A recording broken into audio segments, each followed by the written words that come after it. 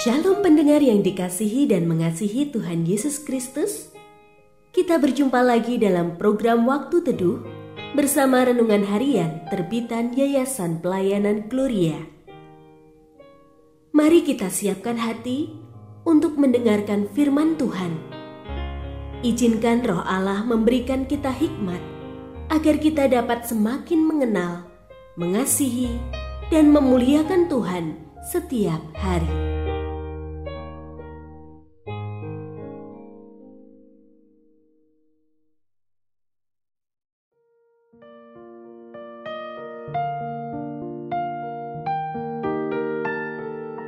Bagian firman Tuhan yang akan kita baca hari ini adalah dari 2 Samuel pasal 11 ayat 14 sampai 17. Pagi harinya Daud menulis surat kepada Yoab dan mengirimnya dengan perantaraan Uria.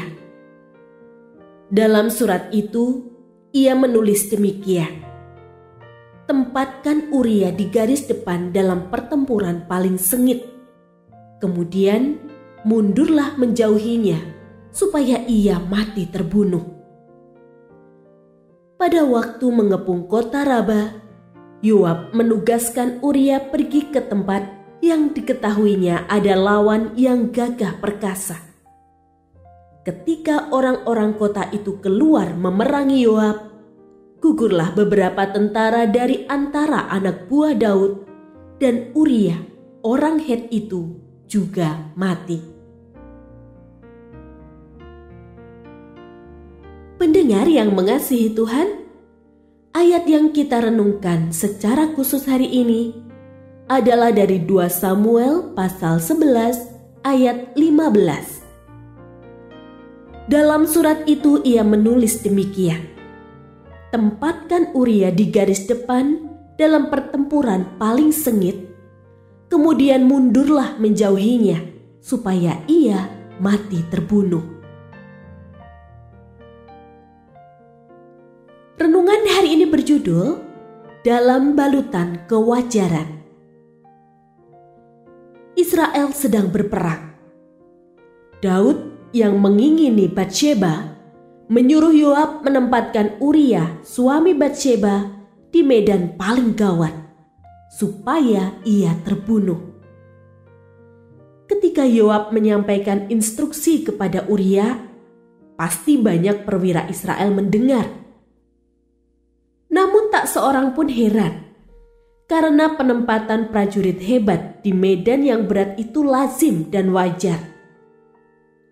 Mereka pun pasti menilai wajar ketika Uria gugur. Gugur dalam perang itu wajar kan? Dan itulah yang Daud mau.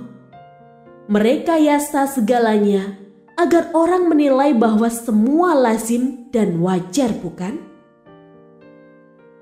Sebagai raja, tindakan Daud memberi instruksi kepada Yoab pasti tampak lazim dan wajar.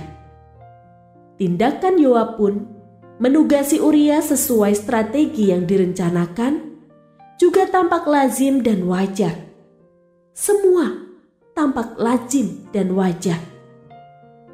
Namun dalam balutan semua yang tampak lazim dan wajar itu ada kejahatan besar. Daud merekayasa dan memanfaatkan kesan kewajaran dan kelaziman itu untuk mencapai tujuan jahatnya. Apa yang kita lihat? Ketika orang punya keinginan atau masalah, dia tergoda untuk memenuhi atau mengatasinya dengan menafikan nilai moral dan membalut semua dengan hal-hal yang tampak lazim dan wajar. Orang tergoda untuk mencari dan memanfaatkan celah pada kaidah dan kelaziman yang ada, meski secara moral itu salah. Makin besar kekuasaan yang dimiliki, makin besar pula godaan itu. Namun, adakah godaan semacam itu hanya mengadang orang-orang dengan kekuasaan besar? Ternyata tidak. Anda tahu, godaan semacam itu mengadang semua orang tanpa terkecuali, termasuk saya dan Anda. Benar bukan? Ada godaan besar untuk sengaja melakukan kejahatan dengan menutupnya dalam balutan kewajaran dan kelaziman.